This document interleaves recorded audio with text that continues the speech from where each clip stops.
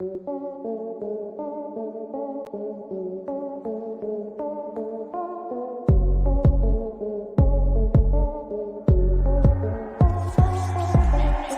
search is over, now welcome to First Mint. Looking for NFT content? Look no further, cause this is it. From Top Shot to blockchain, they got the data chops, analysis, and pack drops the shows equator hot. LG and Phil D, the best amongst others. Best brothers to happen to ball since the Ball brothers. So settle in, cause it's time for the best show. Ayo Quad, who we reppin'? First Mint. Let's go.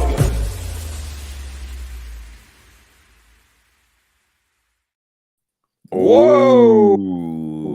Wow!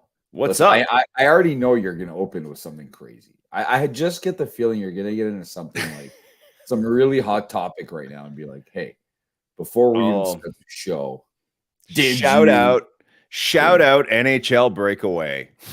Oh, that's your hot topic. Oh my goodness! Where is Matty breakaway? He's going to be in shambles. There's only like weird bad news today, man. There's only like weird, like it's the end of the month. Everybody just wants like football to start. You know, it's like I don't know. It's a weird day, you know, because like we could talk NHL. We had them on last week. The drop was a disaster. Phil, maybe you want to talk about Team Canada at the Women's World Cup. Another which we probably I think we weren't doing the pod together just yet when Team Canada was at the Men's World Cup, but that was also a disaster. So it's back-to-back disasters for people of the World Cup, for Canada the World Cup. Pee Wee Herman died today. It's awful. And Zion Williamson is being sued for $1.8 million by an NFT or a crypto company I've never heard of. So I don't know. What do you want to choose your poison? What do you want to talk about? Okay. Before we get into you start with something nuts? You said stuff was weird, and I have a major issue with Toronto sports culture. Okay, and I know most people. I think a lot of people do. I think after the last like 10 years, a lot of people do, Phil. And for me, it starts with Jays fans because they've always been a different breed that kind of just accepts failure and cheers for stupid things. But I will say this: one of the greatest lines of all time, and I've been around sports for a long time. I heard a couple of weeks ago. So we have a work soccer team, and we play in an automotive league. Our team is fantastic this year. It's a huge part of the culture. Okay. We are the only team in league history. The league is 7 years old that has a head coach, a manager. Okay. It's our building maintenance guy. All right. He's from Albania. He is a nationally certified coach for soccer, and he coaches our work team. He does not play. Okay. A couple of weeks ago, he lost his mind on every single member of the bench, which is all the players who are substitutes. And he screamed at them. And what he screamed will never, ever leave my mind. And I think I'm going to use it everywhere. He screamed with his huge accent and his crazy ways. Okay. It was a second game of the year, and he was like trying to kill the ref. I'm like, dude, we're not even in the playoffs. Just chill. Okay. Screaming at people. These are employees. These are not people that, get paid to be on the team. It's not people who paid to be on the team. They are employees. It's a work league. Okay. He turns to the bench kind of late in the game when we're tied. And we're 5-1, by the way. This is our best start ever. He turns to the bench and he says, "Stop cheering for bad plays because that player will think they did something good." Okay. And I'm just like, I was laughing. Okay. Because everyone just shut up in like 2 seconds. Yeah. But what he means is that if someone made a bad pass or something, don't clap and say it's okay. All right.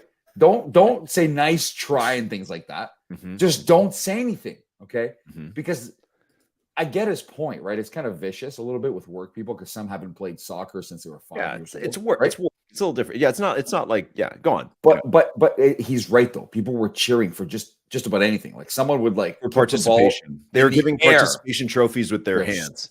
They're giving it with their So he went off. Yeah. So that leads me to Toronto sports, and nothing bothers me more than say, we'll use the Blue Jays as an example.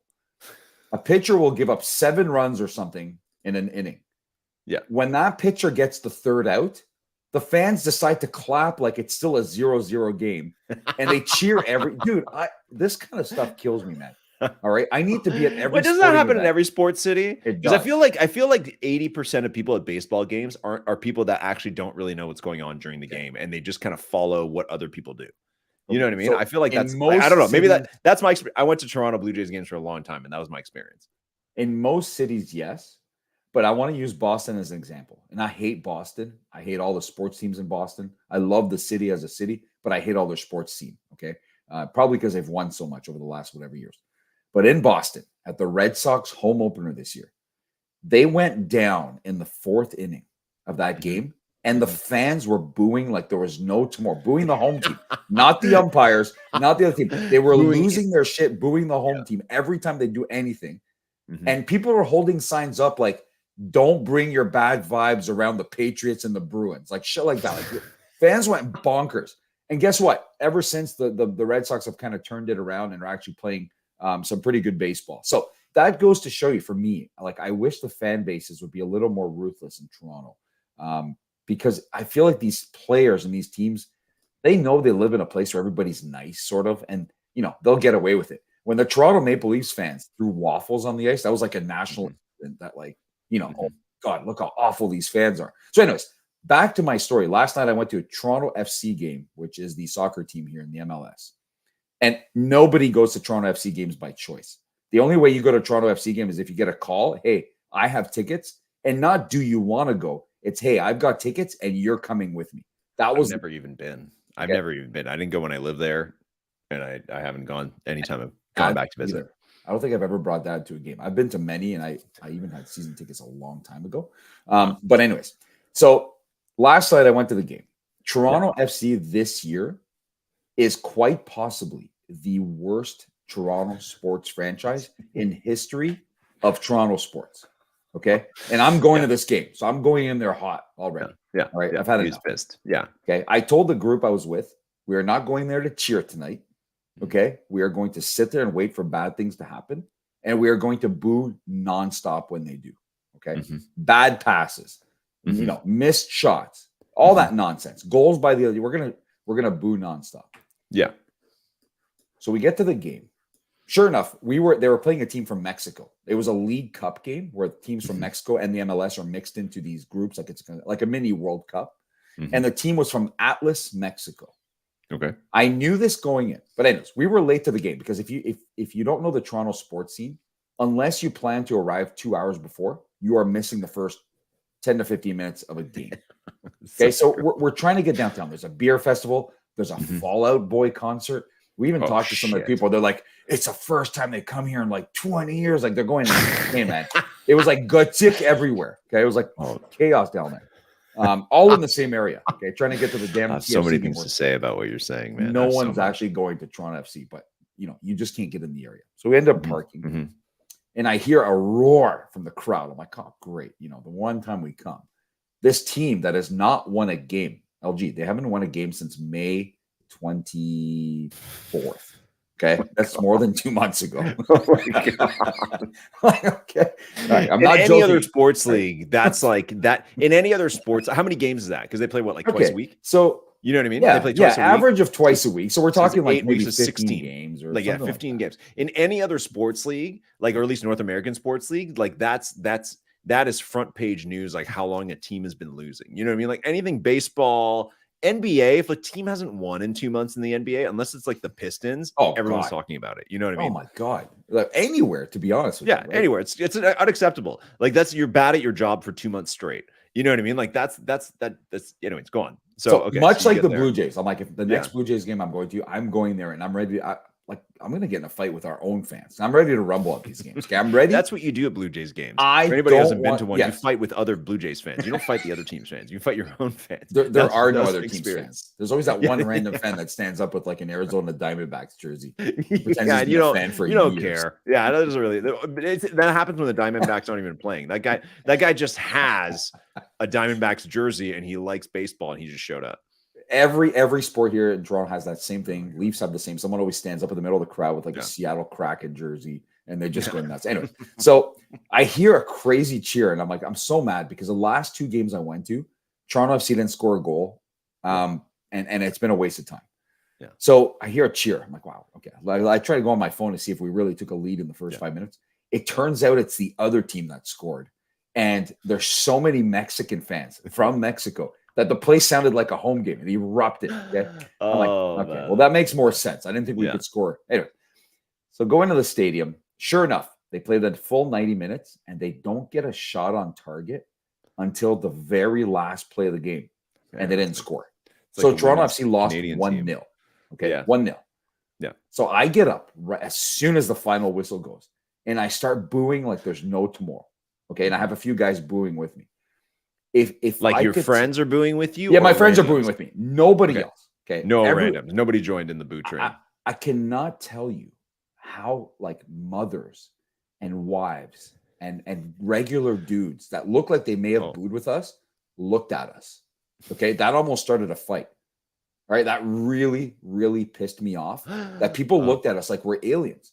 So that leads me to believe two things. Either you come to these games and you have no clue what the team's done all year and that they haven't won in more than 2 months.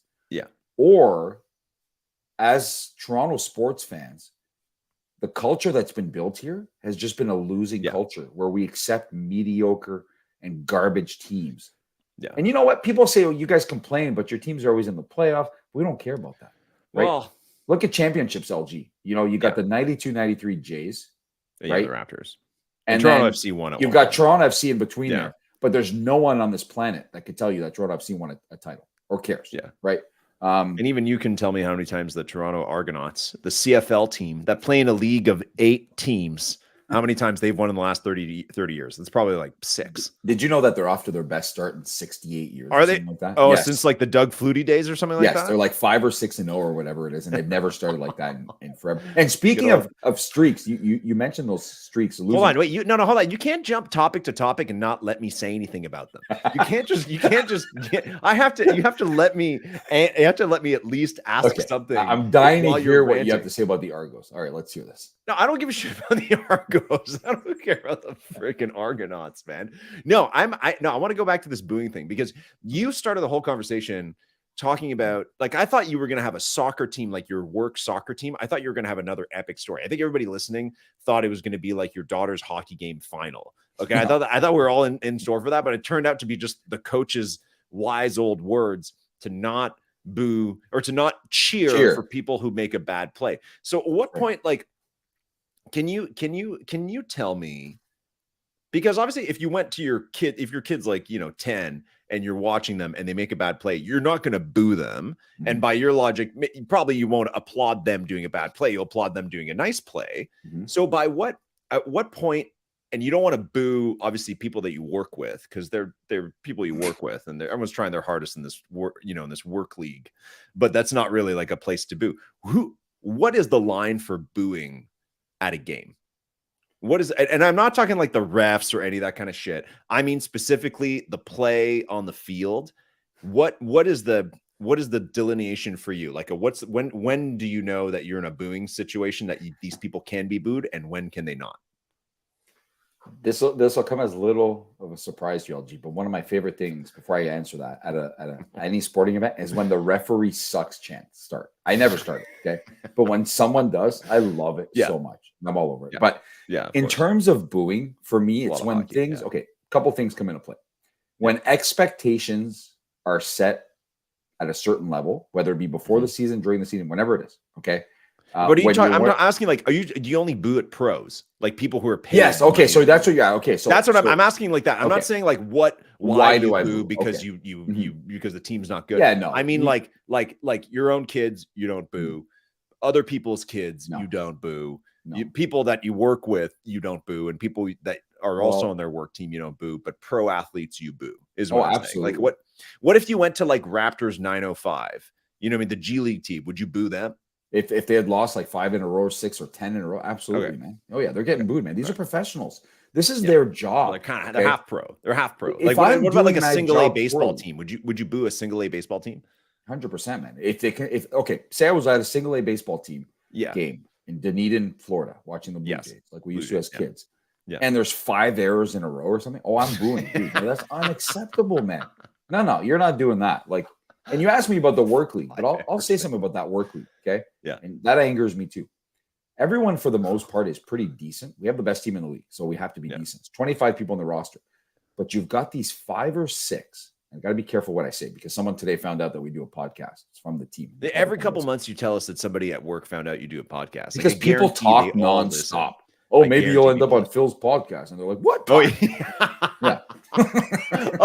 oh, we got to get somebody you work with out here. Oh, Absolutely. well, that Oh, might happen. The we, biggest train wreck yes. at my company found out today about the podcast. And it was suggested to me that we bring this person on because it would be it would probably go viral. So wait, the person who found out about the podcast today, you just called them a train wreck? Is that what you said? The biggest train wreck in history of this company, easily. And I hope they're probably listening, but it is what it is. Anyways, so there's nothing I can do. I want to work with you, man. You would find out within 5 minutes the antics that go on with this person, and you would agree with me. And let's just say it's the kind of person that no matter who they run into, within minutes of running into this person, the other person is asking questions, and they're like, "What is wrong with this person?" Got it. Okay, it's happened. Okay. I wish I could get into the stories, but we'd be here all day. I have the wildest stories. Maybe we'll just bring that person on, but I don't want to do that. That's a big train wreck too. So, but you've got these 5 or 6 on the team that signed up. And when you see them play, I know it's a work league, okay? You see them play, you just wonder why. And it really angers me because I'm like, all right, I know my role. The one sport I'm not really good at is volleyball, okay? I'm good at every other sport. I consider myself good at every other sport. But for some reason, volleyball, I've never been able to really just get a hang of it. Okay, I can do the basics, but I'm just not good at it. I would never join a work volleyball team. There has been work volleyball teams. I am one of the best athletes at the office, but I refuse to join something I don't consider myself kind of like decent at, right? Let the other people who are decent at it play it, okay? But you've got these 5 or 6, and we're talking like inability to even kick a soccer ball. Bad. And I feel bad every time because I'm the captain of the team. I'm the one who organized the entire thing. And I'm not the coach. So I'm not the one who has to be vicious towards them and not play them or whatever the hell goes on those sidelines. But they are just terrible. Like, they're awful, man. Like, I'm just looking at them. Did you join this team just to call mom and dad to be like, hey, do you remember when I was 5 and you put me in that local soccer league? Guess what? Now I'm 45 and I'm playing on the work soccer. It paid off. Like, congrats, mom and dad. You did something that really pushed me to do this later. You know, I will say that anytime I start some kind of new sport, I do text mom and dad to let them know I'm doing it. I don't know why. Even now, being in my late 30s, I'm like, I started bouldering, and I just like text them. I'm like, look at my shoes. Like, I boulder now. I'm actually pretty good. And they're like, that's nice, but like, I wonder if they give a shit at all. Dude, what the hell I started playing hockey again last year, and I was just telling them about it. You know, like dad's gonna keep our stats again for me or something like that. I think most parents don't care because most parents, and this is not every parent, okay, so it's not a knock to your parenting if you put your kids in the sports for the right reason. But most parents, when you were under the age of 20 and you were really good at a sport or you played a sport a lot, your parents were thinking you're going pro in that sport. Okay. So now when you're 40, 45 and you're calling them saying, hey, guess what? I'm back. I can promise you they probably don't care. You know what I mean? The dream is over. Like, hey, guess what? I'm playing soccer. What's the strangest sport that your kid could be a pro at? Like, what is the most like obscure, but like something that would test whether you're proud of them or not? And I don't mean something gross. I mean something like, you ever seen like people that prance around with fake ponies? You know what I'm talking about? Dude, There's like I just saw that. That was in Finland or something. Jumping you know over. What I'm talking about, right? It's this competition. It's mainly young girls, but I don't know if young guys do it. But it's basically they have like one of those like toy ponies that you have where it's like just a broomstick and has a horse head on the end. And they have these competitions where they prance around with it, like, you know, they hold it like kind of between their legs and they run around and jump over shit. Like, if your daughter became a pro of that and was like number 3 rank in the world at prancing pony, would you be proud? Would you still be proud? I think so. I mean, anything you're above and beyond better than everyone else in the world at, I think you'd be proud. Like Joey Chestnut, like there's no way his mom is not proud. As despicable as that is. Well, now that right, yeah, but now that he's like a 20-time champion, or whatever, okay, well, that's I mean, at this point, it's made him a celebrity. It's made his family super wealthy, right? Okay, well, that aside, though, even when he won the first time, say, right, like there's no way you're not proud of that. Yeah, it's something, but it's not every parent's dream to have their kids running around on a fake horse head, you know, launching themselves over equestrian bars the way a real horse does, as in like Why aren't you on a real horse? Like that It's way one's cheaper weird. than equestrian. That's for people whose parents couldn't afford a horse, which is like 99.9% of people. That's just they needed something to do. So that's what they landed on. Okay, what else? Is there any of the other obscure sports like Quidditch where you'd be happy with like you'd be? I didn't know what Is there- Quidditch was until I came to visit you like 4 years ago, man. I had no idea what the hell that was. You're Oh, like, we "That's saw a the Quidditch practice. You're like, that's a We- Quidditch park or something. I'm like, what in the world is that? We saw the Quidditch practice. For anybody who doesn't know, and I'd be shocked if you didn't know at this point, Quidditch was very similar to horse prancing.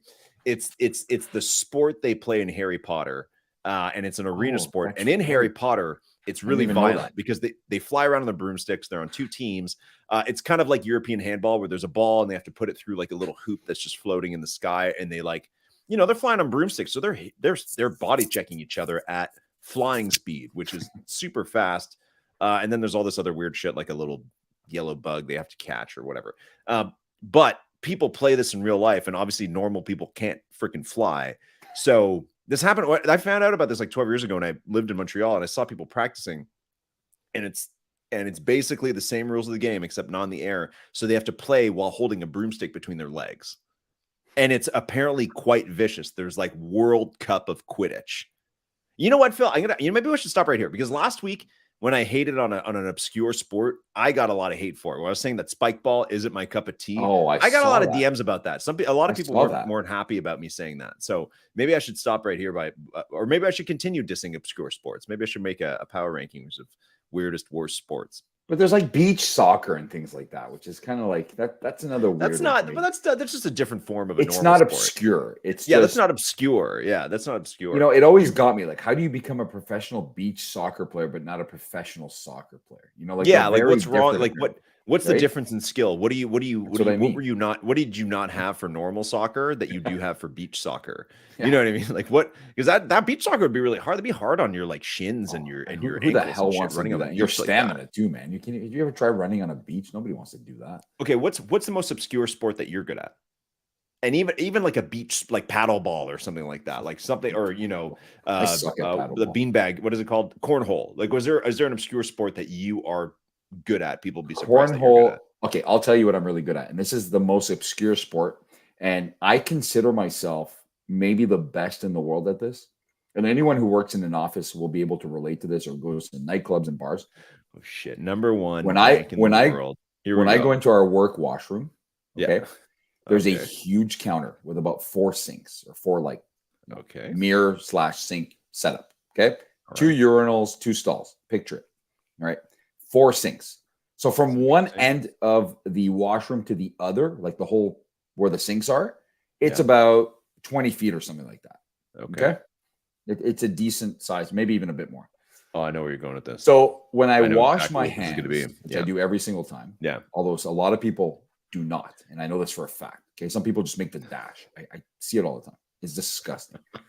When you wash your hands and you get those paper towels, the Mhm. paper towels become wet, and you can actually scrunch them into a ball. Mhm. There is not one time, unless if someone's in there, it's all hands off. I don't play the game. Okay, I go right out the door. There's 2 doors. I go out the first door. So you're going to tell us something you do when no one's watching. But That's what this you're is the only obscure sport I play, and I played it Okay. every day, and I played it for 10 plus years now. If there's someone in there, like if I see feet under one of the doors, or if I see someone else there, I go right out the first door. Yeah. I throw the wet ball in the bucket that's Yeah. sitting out there for people to throw, and I go up. Yeah. Game over. You That doesn't yeah, happen. yeah. But Yeah. when there's nobody in there, okay, there's a tiny little cylinder, about like this big, Mhm. at the very, very, Very small. end. Mhm. That's where you throw the garbage. There's one at each end. Okay. Yeah. And it's got a silver rim. So it makes a noise if you hit it. There's not one time that I don't take the shot from one end to the other and try and sink the bucket with the wet kind of napkin. And it's not easy because sometimes it's What's not your wet enough. percentage? What's your shot percentage? If you could see the celebrations I do when I actually hit a shot, I kind of do the Oh, Tiger so Woods you sometimes. shoot like 10%. No, You're here's the shooting deal. like- I have a rule. I get 3 shots at it. If I don't get it in 3 shots, and I So go you end to end. stand there and like you wet some extra paper towels. No, just to there's play no this extra. game. I take like 20. I'm not supposed to take 20 when you wash your hands, but I usually take 20. Okay, I make a huge ball. Sometimes it's not wet enough, so it's Oh, kind of loose. you're using 20 for one ball. 20 for one ball. There's no 20 extra for one wetting. ball. You have to use the wetness of your hands, whatever's on there. All right. It makes a beautiful ball. Yeah. I'm not joking, LG. I've come to the point where I'll hit it almost every single time. When I miss, I almost consider it a jinx on how my day is going to go.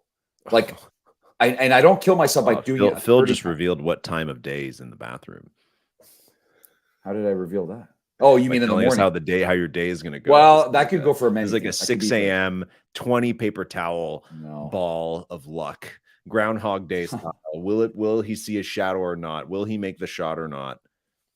I'm a pro at it, man. And when I try and tell other people, they're like, "What the hell are you talking about?" Right? I'm like, I'm like, you don't understand the shot I just made. Like, I come out of the washroom and I say that, and they're like, "Dude, what?" Right? I'm like, "Well, if you know, you know." Right? But and I'm sure, LG, you've probably experienced this. You could write a novel about the stuff that goes on in these women's. I hear is a disaster in the washroom, whether it's at work or anywhere else. But the stuff that goes on in the men's, like, I'll give a small example. Right above one of the urinals, this is about 6 years ago. Someone put like a big piece of snot or something. Okay, for whatever reason, at a luxury car company, someone decided to go in there, and while they were doing their thing, they decided to pick their nose and stick it on the wall. I came in a couple days later, and it had grown from not just one crotte de nez, it had grown to like 5 and 6 and 7, and it went on until there was like 100. So for the longest time, I thought to myself, is it just one person putting every booger they have in their nose on the wall? Or is it multiple people who also like to misbehave in there? Because they say that when you go into a work washroom, you turn into a completely different person. Some people are like the biggest menaces ever. It's true though, because that's it's where you can unleash anonymously. That's what works about it. Okay, is this where you can, Phil, I will say, maybe reveal something a little bit behind the scenes. I feel like one of our most common topics of conversations out when we're not talking on the podcast is talking about the wildest bathrooms that there are. And I don't want this episode to get too gross, but it's like I think you and I unofficially have like a power ranking of where the most insane, like the craziest place you could go to the bathroom because it's the most insane. And I'll tell you that out where I live, the bathroom on the ferry, because I take a ferry to get to Vancouver. Okay. And people are going there. Like there's one that runs at 6 a.m. Okay. And there's a cafeteria on the ferry that serves you like, like egg sandwiches and later on like cheeseburgers and ice cream, like softs, like a huge soft serve thing where you do this, and those things, like it is wild in that because you're also on a boat, and it's not like the boat isn't that wild, but when it's a windy day, the boat can list a little bit. And the other thing too is that the opening to the bathroom, there's no door. It's like 2 doors kind of like offset from each other, where it's like you come in one, you turn like this, and then go like this. And barely on either of those doors or those doorways is barely even big enough for like just one normal sized dude. So you are like squeezing by other people in traffic to try to get to these like insano bathrooms. Anyways, maybe we shouldn't talk too much about bathrooms. I do have one more bathroom thing to say though, and it is kind of work related. Years ago, when I worked in ad agencies, one of our clients was a company called Sastel. Okay. And Sastel is one of the last, I guess, or one of the, no, many companies like this, or actually there's a few companies like this in Canada. They are a provincially owned telco. Okay. So they are Crown Corporation. I think there's only them and the one in Quebec, right? So this one, Sastel, is owned by the province of Saskatchewan, which if you look on the Canadian map, you look at the provinces, it's the one that's like just shaped like a trapeze. You know what I mean? Like it's literally just like a direct line upwards and kind of wide on the bottom, skinny on the top. The only person that we know that lives there is King Dragon. King Dragon's out there, or at least, I think he's revealed that publicly. Anyways, King Dragon's out there. It's a barren wasteland, but they were one of our clients, and we managed a lot of their like social media communications, like blogging, like cute little videos, like all that kind of stuff. That was the agency we had. We kind of cranked that stuff out. And they, at some point in 2016, they rebranded, and it was just called Sastel. Today is the day. And it was just, I don't know, very boring branding. Prior to that though, what they rebranded from were these really creepy, like Pixar style characters. Okay. Like just like basically they took like the cast of Frozen and they just gave them normal clothes and they animated their mouths talking and just put them in Sastel commercials being like, "Yeah, get your new cell phone plan. Only $59.99 in Sastel," And SaskTel is very successful because they can offer a much lower rate than the major national telcos, right? The privately owned ones or the publicly traded ones like Rogers and Bell and all that shit. So we get a message one day and they're like, have you seen what SaskTel did with their ads, with their display ads, specifically where they put them? Okay. And this was in the middle of a campaign that was about how amazing and huge and epic SaskTel's cell phone plans were. Okay. Are you ready for this? I'm going to show you. This is a picture that was posted on social media that we were sent for like damage control back in the days of like social media brand damage control. You ready? Somebody made this ad. Okay. For people watching or for people just listening, it's a urinal in the men's room and there's a giant display ad and there's this like character that looks like a young woman, like again, that's like a Pixar character, and she's looking down at the urinal, and there's just there's a giant word that says epic, and she's just staring. So, anyways, that's my story about weird bathrooms. They love to do things like that. Speaking of that, did you see what Elon Musk posted? This is like a they're trying to do right. Like they would never wanted to do anything too wild. So the fact that somebody went out on a limb and did that is pretty insane, honestly. Did you see what Elon Musk posted today? No. The Canada tweet? Okay. All right. You want to talk about like shock value? I want to know if you see it or if you don't. Because when somebody showed me today, I did not see it at first. He tweeted about Canada. Okay. And I'm like, oh, that's great. They're like, can you believe this guy? I'm like, what's the big deal? They're like, he kind of grew up here, so it's it's fine. But I'm like, can you believe? They're like, kept asking me if I can believe it. I'm like, what the hell are you talking about, dude? I don't understand what you're talking about. And then the more he said it, I looked at it. I'm like, oh shit. Really? Do we have to show this on the show? Do we have to show this? No, you don't have to show it. People can look it up themselves. All right, here it is. In case you got young. Here it is. Here it is. Let's meet the guy. Here's Elon Musk. And his tweet is I Heart Canada, and he's wearing an I Heart Canada shirt, but he's wearing a blazer that is conveniently cutting off parts of the word so that it looks like he hearts something else. And he's also standing in a bathroom in front of a bathtub. This guy, man, I'm telling you, for me, I'm putting that in the description so people can see. That is absolute boredom. From these rich guys. I thought to myself, if I was that rich, I think I'd get bored at some point. Like if you've been everywhere in the world, you're building spaceships and this and this and that, and you buy Twitter now and you're changing everything. There will be times where you're going to be bored the way he's bored right now and posting stupid shit like that. Because obviously he loves the attention, right? I hadn't seen that. Like people are not talking about that here. It's not something people are talking about. I don't know why somebody showed me that today, but they showed me. I did not see it right away. I didn't understand it. So that's a common shirt. Like a lot of people have that. Unrelated question. How often do people send you things like that? Like, did somebody show that to you like in the lunchroom and they were like, hey, Phil, check this out? Or is it like people just DM? Like how many DMs do you get per day of people like, wow, can you believe this tweet? Like how common is that for you? Not too many. I mean, the DMs I get are more to either complain about someone or about a project or something like that. But at work, I'm kind of the go-to person when it's something chaotic. And I was actually going to a colleague today on my way out to talk shit about the Chinese women's team because he's a huge fan and they're playing like early tomorrow and he's getting up to watch it. And I kind of wished him the same fate that the Canadian women suffered and told him that, by tomorrow, both our tournaments will be done. And then he's like, did you see the tweet by Elon Musk? So for me, I was like, dude, what? Like, is it about the Chinese soccer team? Like, I don't get it. And he pulled it out and I'm like, I'm still not getting it. So he kind of messed me up early with that.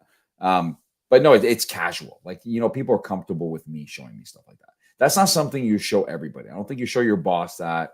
Depends on the relationship you have. It's not something you show just maybe some people who could get offended by it. But yeah, I'm on that relationship with a lot of people in my life where they can show me something like that and I'll appreciate it. Right. So yeah, I think it's not more people in the space. It's more people in real life.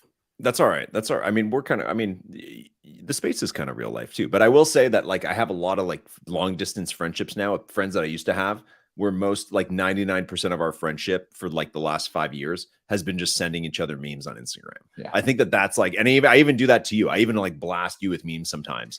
And I feel like that's like relatable for a lot of people. That's just kind of what it is that you just kind of send each other like stupid shit to see if the other person thinks it's funny, which is totally fine. That's just kind of what I end up doing.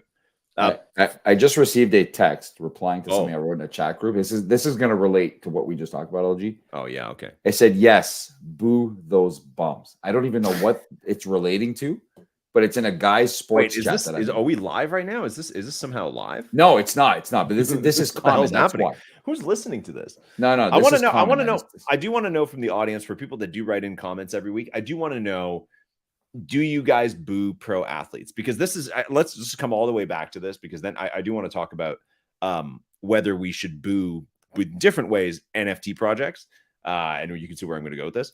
But for pro athletes, like, I think I'm of two minds, because one, yes, it hurts when somebody boos you no matter what, especially when you are trying to do something. But at the same time, I'd also, because a lot of people are like, booing is so bad. How could you boo your team? Even if they make millions of dollars, it's not right to like verbally abuse athletes. And I don't condone like verbally abusing them. Like, I don't think people should go sit in the front row of games and be like, hey, I gotta kill your family. You know what I mean? Like, that's not stuff like that. No, like not stuff like that. And some of the stuff from the NBA a couple years ago, it's like, no. None of this racist, like sexist, weird shit. Like, get that out of here. But I mean, in terms of booing, it to me is like the way you're describing it, is a way of just like, as a paying fan, like you are the exact target demographic. That to me is okay, because that's how you express how you're feeling and your level of happiness, because tweeting at them doesn't really work, because pro athletes get millions of tweets every single day. You're not going to write a letter to the team. You know what I mean? Write a letter to the newspaper. There's none of that. The media kind of tries to speak for the fans, but it doesn't always really work. So I feel like when you're at the game, it's like cheering and booing as the crowd. Like that is your freaking, when you go to market research focus group and you press the green button or the red button when you're watching ads, that's what you have as a sports fan. Is you go to a game and you're like, hey, I paid like $200 to be here, and you suck, and you get paid professionally. Like, I have a job that very few people make as much as pro athletes. And like, their job is literally to make you happy. Like, yes, their job is to win the championship, but their job first and foremost is to entertain. And if you suck at it, I think it's normal to get booed. People have been booing for thousands of years, all the way back to the Roman Colosseums, man. People were booing then. So I think booing is totally fine. And the people that don't, people that are giving you disapproving looks at the Toronto FC game, it's like, people were hiding their kids. Like, I was making death threats. They're totally the kind of people that cheer for when their kid, like, misses the ball trying to kick it. And that's exactly why I led the show off today with that comment, because I could tell some people were offended by it. And I could tell the more I've told the story to people, some people are like, it's a little dicey, but we agree. Everyone's like, it's dicey, but we agree. Do not cheer for bad plays, because that person will think they did something good, or better yet, they won't realize they did something wrong.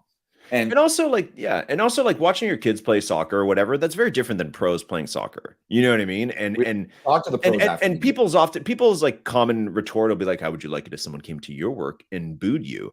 But like and the answer to that is like, well, if I had to do work in front of 20,000 people 3 times a week, then I would probably expect it sometimes if somebody was watching me work all the time, but they don't. That's not the kind of job I have, but that's the kind of job that they have. It's entertainment. That's what it is. Right. So I don't know. I think that's okay. I've booed many times at games, and it's not because I want the athlete to feel bad, but not in a way where they go home and cry, but in a way that they work a little harder the next day and train a little harder. It's not just for the athlete though. It's for the management and the ownership and everybody, right? It's not necessarily only towards the athletes. They're the ones playing the game. But it's a good example. I was leaving the game yesterday and I had to cross through where the players come out, right? Am I going to sit there and go crazy on them as they're coming out? Absolutely not. That's not what I'm there for. No, you don't need to. You don't need to. Booing is what does that. I wish everyone would have just joined me in booing. That way they can feel a bit of heat, a little bit of pressure, and maybe something will change. You're right. Even if it's the way they change their tactics and training or something, I don't care what it is, or their work ethic or the way they go about their games. They have to understand we are the paying customers. and you keep sending us emails to renew, season tickets and corporate this and corporate that. And then you haven't won a game since the middle of May as one of the highest paid teams in the league that is owned by the same company that owns the Toronto Maple Leafs and the Toronto Raptors. Like, it's just unacceptable, right? And it would be the same if it was, you have no idea how bad I'm dying to go to a Blue Jays game. I'm dying. I want to sit right at the bottom, and I want to go crazy to the point where I get launched right out of the stadium. Okay. I need to boo these guys because nothing drives me crazier than that team and the way they play and the way they don't play. I understand baseball is a long season, so obviously you have more exposure to bad games, right? Obviously, if you don't play just once or twice a week and you play 7 times a week, there's going to be 2 of those 7 games where you sucked, right? So I have to kind of learn to curb my emotions there. But it's just that for me, LG, the culture in Toronto is one that we kind of accept where our teams are at when they haven't done shit, and they're always amongst the most, the highest salaried teams in the league in a city like Toronto on a beautiful summer night. I'm going to watch a game of a team that hasn't won in 2 months and gets one shot on net, and that shot on net came on the last play of the game. It's kind of unacceptable, but people don't get it. You still have the fair weathers look at you like, man, I'm telling you, they were looking like they weren't going to fight me. I'm like, dude, relax. How about you boo with me? Well, burn your jersey. Too, to wrap this up, like the other thing I'll say too is that if you don't perform at your job, people won't boo you, people will ignore you, people will avoid you, and you'll get fired for bad performance. Pro athletes don't really get fired. You can get waived or whatever, but you're still making your money. You know what I mean? Like, you're not like that. Sure, there's different terms for like some of the, you don't make some of the cash and stuff, and your long-term commitment isn't there. But it's like you don't really get fired from a team. You know what I mean? For bad performance, like a quarterback. Like Russell Wilson didn't get fired last year. You know what I mean? He didn't like get fired halfway through the season and not make the rest of his salary for that year, even though he was terrible. Right? Like there's just like things like that where it's like it's a different dynamic. And yeah, I think that's part of the relationship with the fans. And I think athletes should want to hear the boos when so that the fans can confirm what they know, which is that they're playing like crap. So that's how I feel. Phil, should we be booing NFT projects? Absolutely. Oh my God. If that was a feature like on Twitter or somewhere else where you can boo them out loud, I would do it. Like that would. But okay, I know what you're going to bring up next. Because our show last week, we had some very special guests. And while we're on that topic, Gordie Howe's grandson, if you didn't listen to last week's episode, Gordie Howe's grandson, the great Gordie Howe, the Hall of Fame Gordie Howe's grandson, was on the show to talk NHL breakaway. And I only saw this week, but they are building a Gordie Howe bridge in Detroit that connects Canada and the USA.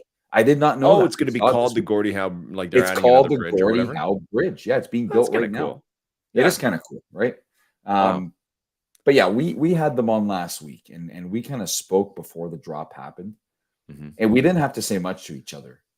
I think our few words kind of said it all. It was pretty much, do we expect anything else but a complete shit show to happen when that thing goes live? Because LG, we've been in the trenches of sports NFT drops. No first sports NFT drop has ever gone right. Okay. And I know some people wrote in the comments like this project or that project or whatever. No. And I'm sure some other projects have gone well, but I'm talking the league's first official digital collectible drop. Has it ever gone well the first time? Absolutely not. I don't know about Top Shot because it's over 3 years ago now. NFL, probably not. Baseball candy, absolutely not. I don't think UFC went well, and still those drops don't do well. Like people were going berserk. Like, okay, so just to recap for everybody who didn't pay attention to NHL last week, because not everybody actually reads the newsletter or showed up for PAX. The drop didn't work. Okay, we showed up. It was 10 a.m. my time. There was no queue, which is everybody's figured out a queue system now. But the NHL guys decided to go with no queue, and it was like literally like you refresh and the buy button shows up, and then you just click and click and click and click to try and get through using MoonPay, which is notoriously terrible. And everybody knows that, even though there was like a new MoonPay system, which did kind of work, but whatever. And the pack limit was 5 per person. So not only did you have to refresh and hit buy now, but you had to like refresh, click the plus button and then hit buy now. A lot of people were hit immediately with like your order wasn't placed. This is sold out kind of screen. Mine actually went through, Phil. I don't know if I told you this. Mine actually went through. I know. Okay, I know the refresh game. Okay, I know the refresh game. I know the Q game, and I know the refresh game. I know the refresh game. You refresh like 30 seconds before the top of the hour, because I know that the devs, they push that. They don't like say it's going live at 10 a.m. They don't wait until like, okay, 59 seconds and then press go live. They hit go live because you update the whole site about like 60 seconds before. So I know starting 60 seconds big before time the alpha time, right there. Well, it's not alpha. There's just logic. So I know at that point you start refreshing the page. So maybe like 20, 30 seconds before the official time, I saw it go live. I put up to 5 packs. I went with the commons and I hit buy now. I got through all the hoops. I put in my credit card information, but then it got stuck at like purchase processing or whatever. Nobody got any packs. Not a single transaction was able to go through because NHL Breakaway had a problem with their payment provider, MoonPay. Bring them up again. MoonPay had an issue here. MoonPay. And it was a botched drop, and they figured it out. They canceled all the pending transactions like mine, and they're going to try again tomorrow. And now they've reduced the pack limit to 2, Phil. I don't know if you saw that. So you can only buy 2 packs. 2 weeks ago it was 10, then it was 5, now it's 2. And there's only like 300 packs, or there's 300 packs in one drop and 450 in the other. So it's pretty widespread. But that's what happened, and that's par for the course, I think, for most projects that their drop kind of messes up. I think based on today's topics so far, LG, I think we need to boo someone every week that we feel deserves the boo. Well, and if I was giving the boo those guys, they just came on the show, and I don't think either of them actually did anything wrong. Can we boo MoonPay? I'll boo MoonPay. We can boo MoonPay, but I will say this. I mean, it has long been known that if you want things to somewhat be successful, you have to do somewhat of a mini test run. Okay. Some sort of pack drop. You could have just found 5 random people, been like, all right, one of you guys getting a pack, just come at this time, log in. There's 1 pack, first one on gets it. And you would have found out right away that there is a problem. You would have delayed the drop, gone back to MoonPay and said, hey, that shit didn't work with 5 people. What happens when 500 people show up? Probably the same thing. Figure your shit out. How many people do you think showed up? How many people do you think showed up for this? I'd say a couple hundred. That's my guess. That's it? You think it's only a couple hundred? It's hard to tell because we don't know. Like, where do you see the audience? How many people does the Discord have? Are they all buying, or are they just in there because it's NHL and they think it's cool? Right. I think it's a mix, because those guys came on and they're, we asked them last week, we're like, who's this for? Right. And they're like, we want real NHL fans. That's our long-term plan. That's why it's only a few packs, because we're going to take our time getting them in. And I appreciate that. At the same time, you still have, even right now, at the probably the fewest NFT participants now than there have been probably since the end of 2020. You know what I mean? Since the early days of NFTs. And so in this current era. But despite that, there's still like a couple thousand people, if at the least, who are interested in NFTs. And out of those, a lot of them still started with NBA Top Shot. And even though every single one of these drops, like Candy and Top Shot and All Day, UFC, even though all of those have always had issues, there is one thing that has been a constant through that, on top of the issues, is that those first packs have always been worth more than their mint price. Okay. And I'm not saying that that's going to happen for NHL. I mean, in a way, I hope it does, because I hope they have demand, but I'm not pumping it in a way to go and buy a bunch and hold them until they have a pack marketplace or any of that kind of shit. I'm just saying, typically the stuff that's released first is worth more than everything else, because it's the genesis. Even when we did Hero, those DC cards, I bought their first pack, Batman packs. They were $50 each.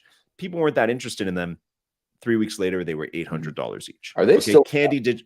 They're still like 300 or 400, and same with Candy. Are they still? They still exist? Like, that's still a thing? The Hero cards? Yeah. Oh yeah, they're still around. Yeah, they still release stuff, but those first packs are still worth tons.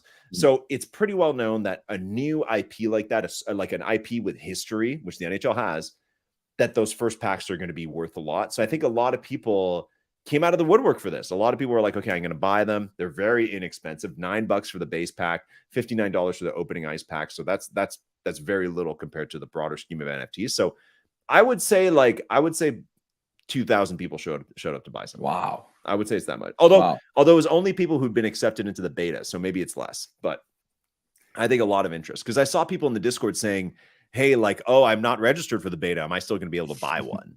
You know, so that's good. I mean, that's good. Yeah. What about NBA Top Shot? I messaged you because you know how much I love chaos. And I don't even know what pack drop it was. What the hell were those packs that went on sale this past week? I can't follow anymore. Okay, I have no idea. Like, I mean, good for them. They release packs like all the time. They release packs in the app. They release packs for trade tickets. I think last week. Yeah, that was the one. That was the one for trade tickets. Yes. Last week it was packs. They had the Steph Curry anthology moment. That's what it was. It was like a rare Steph Curry moment that's more important than all the other ones that's come before. Basically, that's what that was the sales pitch. Yeah, that was a sales pitch. That was a Charlie and the Chocolate Factory moment. Like, here's a golden ticket. There's 3 of them out there. Oh, you have a bunch of Steph Curry. It's tough luck. This is a new, better one. Yeah, and it's him dribbling the ball between Chris Paul's legs. Congrats, everybody. So the pack drop did not go well. People were in the queue, and I noticed right away that, first of all, the queue number on my phone and the queue number on my laptop were not the same. I'm like, oh shit, here we go. All right, I know something's up. And then on my laptop, it pushed me back like 2,000 spots out of nowhere. And that's when I knew there'd be issues. So I said, you know what? Here's what I'm going to do. I am a professional shit disturber when it comes to stuff like this. I know where to pour my gasoline. I know where the fire is kind of starting. I know where to ignite the fire. Yeah, you love this shit. So I made a beeline for the NBA Top Shot Discord, which I haven't been in freaking months, man. Okay, I haven't been in there. I knew exactly what I was going to find in that Discord. And sure enough, first of all, I knew for sure there'd be a timeout feature where you can't post as much as you want, okay, or whatever the hell they call it. But even with that timeout, you could not keep up with the chat. People were losing it, okay? And I'm like, wait, are people still buying Top Shot to the point where they get this mad? And the answer is actually yes, okay? People are still around for these pack drops. So, of course, I went in there and I saw a couple of mods. One of the mods I know really well, and I didn't say hi or anything, but I started writing things like, so, hey, there's a delay of 25 seconds between posts you can make. So I have to make each one pretty good, but not that good because I can double back on it, 25 seconds later. So I would write things like, my God, okay, ... Then I would post a picture of a train going off a cliff. Then I would post, holy crap, this is awful. And people, I think, I get the feeling that kind of ignited people even more, right? They're like, oh, the real Phil D is here and he's pissed. And I just kept on and on. I would write Jesus ... and just nonstop things like that. And it just had people crazy to the point where Mustafa, the mod, okay, in that Discord, to stop the pitchforking and the chaos in the NBA Top Shot Discord when that drop didn't happen, had to be like, all right, guess what? We're doing a huge giveaway right now. It's going to be for the next 5 minutes. Everyone click on this button. It's their magic. It's their magic button. Honestly, for anything dapper. That's such a classic Dumbo move. He's in the background pulling the strings. Luke Dumbo. He's always like, let's just do a pack giveaway. That always helps. Immediately. Pack giveaway. They always are like, oh, people are mad pack giveaway. Let's do pack giveaway. Everybody, you want more? People are furious. What do we do? Let me open the little dapper give booklet. Them packs. Everyone's mad they can't get packs. Away. What are you going to give them? Packs. Here's the link. Yeah. So the people who are entering the contest were also like, all right, enter contest. And then, oh, what the fuck's going on in here? Give the insane, angry customers. I had fun. I got warned for language many times. I sent you the warnings. Oh, yeah. I wasn't even saying anything. I didn't even say anything. Like, I don't even know how I wrote this is BS or something. Top Shot's a good example. They're a good example that it's like even people were mad about the NHL thing, right? People in the Discord were raging and people were saying like, I'll never buy this. I'm gone forever. Yeah, I'm gone. Yeah, the people, somebody sent you a DM saying I'm gone forever, and it's like, dude, it's their first try. They've never done anything like this, and literally the day before, Top Shot messed up their like 900th pack drop, like in the exact same way. Like you can't be that mad about NHL. But I will say, I think we could do a whole study about why people get so enraged at these specific moments when they're like expecting a pack, they want to get a pack. Other people are maybe getting packs. You don't know. Do you remember back in the good old days, Top Shot, when during a pack drop, somebody would post a screenshot on Reddit like a hacker, and they'd be like, I'm in 8 different queues. Who wants to buy packs from me? And people will go absolutely nuts. Like put the screenshot on Twitter and start tagging Jacob and be like, Jacob, there's a scammer. Get up. Like people are going totally nuts. And that's what I started saying that in the NHL Discord. I was like, oh man, where's the Reddit post with like all the different tabs open? That's the only thing we need right now is just like an extra little fuel for the fire. It's funny you say that because someone did post a picture of their account when the drop went bad, and they had 59 of these packs in their account. So they got in for Top Shot. Yes, right? Some people got in. Yeah. When it comes to the NHL one, I was getting DMs of people who were like, they had one chance with me, I'm gone. Mm-hmm. And I only have one thing to say to these people because I know you kind of people real well. And I know one of you is listening right now. The only thing I have to say to you about that is I promise you, see you tomorrow at 1 p.m. Oh, for sure. 100%. You're not gone anywhere. Okay. But I do get it, LG. So People, dramatic. Look, it's not easy for me to be present for every pack drop. Like it's easy for me to forget. I have a busy work life. And then you could argue that they should be doing them in the evening. But then a lot of people have kids. It's summer. It's a lot of kids' sports. There's no right time for them to be doing this. So I understand when people get mad because some people actually go out of their way to set, a good 15 minutes of time to prepare for it, to make sure they're in the queue, to make sure they're ready to buy when it's their turn to buy. Absolutely. And they feel like, I'll tell you, that Top Shot pack drop had more people line up than there would be available packs, assuming everyone max packed every transaction. So if you have a good spot in line, that's something else that'll anger you, is that when you come back tomorrow, you may not have a good spot in line, right? So there's a lot of factors, man. I don't hate on people who are pissed. I, for one, don't care in the end if I don't get a pack for the most part. NHL, I was fuming, but because it's a first, like you said, you want the first pack drop. I feel like we're some of the only people who've been following this NHL thing since the beginning. We're both big NHL and Leafs fans. Like, I feel like we need to be part of this first drop and get packs. But I could see why people get mad. I really do. Oh, yeah. It is an angering thing. But me, I like to. There's something about it that makes you kind of nuts. And I think that like in the early Top Shot days, that added to the lore. It added to the hype, was how crazy mad it would make you to not be able to get a pack when they said you were going to get a pack. You know what I mean? And the queue kind of fixed that, but the queue still fucked up. People still get booted out of the queue. People still, whatever. Like I prefer no queue. I don't want a queue for this NHL thing. Yeah. Are they going with a queue tomorrow? No, right? No, they don't have a queue set up. A queue is not something you can just pull out of your hat. You know what I mean? Like, that's you have to work with like a whole separate company to have a queue. You can't just randomly have a queue. That's a really like complicated buying mechanism, I think, for like online stuff. Like if you're buying concert tickets as a queue or any of that kind of stuff, like it's not that simple of a system to have. The Ticketmaster one is actually really good. Like I'm not gonna lie, the Ticketmaster one, I didn't even know that existed because I don't buy Ticketmaster is a $1 billion company that can invest in that kind of stuff. You know what I mean? Like it makes but they've got it right with their queue because it actually updates you. It tells you, hey, we'll tell you when you're ready to go, and it goes pretty fast. So I was impressed. Okay, with that. Phil, best case scenario, worst case scenario tomorrow for the NHL drop. Well, obviously, worst case, the exact same thing happens, which is my prediction, by the way. No. There's worse than that. There's way worse than that. Worse than that. Some people get packs and some people don't. Like some one person's able to buy 200 packs. And God forbid any sort of influencer gets like one of the big moments in there. Okay. God forbid. Dude, I was scared when it took me to the purchase page, and in Discord, people are like, I can't even click buy. I was like, oh no. Oh no. Then I won't be able to tell people I have packs. Now, can you see what people got? Like how does this blockchain work? What is it on again? I don't know. I haven't. So can you see what people are doing? You'll be able to see it for sure. I don't know if it's like as public a front end or back end as it should be, or front end or whatever. I know that Diamond's in those streets, and he's the one who's able. We're gonna have someone who can hook us up with that. Yeah. So Diamond, if you're listening, maybe you listen. Let us know. But you should be able to see them publicly somewhere. I'm just not sure. I don't really know Polygon well enough. And they're not going to be tradable. They're going to be kind of like locked in. You won't be able to trade them, I don't think, on like OpenSea or anything like that. Like they're going to have their own marketplace, like a lot of the other sports projects. So Diamond, if you, but for some reason, I know you're going to get this, but if you, by any chance, get a link ahead of time tomorrow, please send it to us. And I'm talking secret link for packs, secret run it back packs. Yes, I do. $49 gains. Accidentally sent to certain people. I'm talking that kind of link, okay, and that kind of hookup. Yeah, Clay Gaines. Yeah.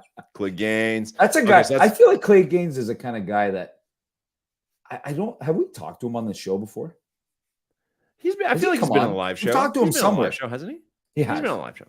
I think he was in Paris too, or something. No, I don't know. Anyways, he lives in Brooklyn or something, man. No, but he was in Paris for the NBA. I feel like he came on from there, but maybe not. Maybe maybe yeah. He was the guy that was right beside me in NFT NYC at the Sean Kingston performance. Oh, that's right. Yeah. That's where I met him. And Yeah. we were together the entire night for that performance. Pretty cool time. Mm-hmm. But yeah, okay. So worst case scenario. Worst case, yeah. Pack drop goes completely wrong again. Yeah. All sorts of people get packs, others Yeah. don't. And the same people who said they were gone are gone again. Yeah. And best case scenario, obviously, is that it goes flawlessly. And I think the fact that there are 2 packs per is it per transaction or per user? Like, can you get back? I feel like it's per transaction. I don't feel like you'll be able to get. No, if it's per transaction, then somebody's definitely going to open like 8 different tabs and get as many as they want. 2 packs per transaction. Okay. So here's the trick, Phil. We've done this many times. Yes. You know what you do. You open 12 tabs and you try and buy it's going to work. It's going to open like 6 different transactions. Yeah, that's okay. It's going to work. We already know that's going to work. That's how you do it. Yeah. And you do it mainly just to piss people off. You do it just to let them know. That's I hope Matt's listening. And even if it's not working, you keep smashing the button like we did for MotoGP 2 years ago, where it doesn't matter if it doesn't feel like it's working. You keep smashing the buy button and then you just let it go. Okay, we know that's going to work. So you just gave it away how to actually get more than 2 packs. Now, what about creating fake accounts? Are people going to be creating accounts for mom, dad, and you whoever? have to? So what's interesting? Like, can you trade these things? No. So you can't trade them. They've said there's a marketplace by the end of the year, which I'm assuming will also include a pack marketplace. And again, not financial advice. I've always felt like the first packs from any of these sports projects are the best ones and the ones that have the most resale value. That's always been in a better market than we have now. So in a bear market, I have no idea. Between now and the marketplace, they may release many more packs. That's the other thing, Phil, is that even these packs, there's only like, if you look at the quantity of players, right? Like their commons are 1,500 each, right? 1,500 mint each. Spread throughout these packs for some of the players, there's like 10 of those 1,500 or like 40 of them.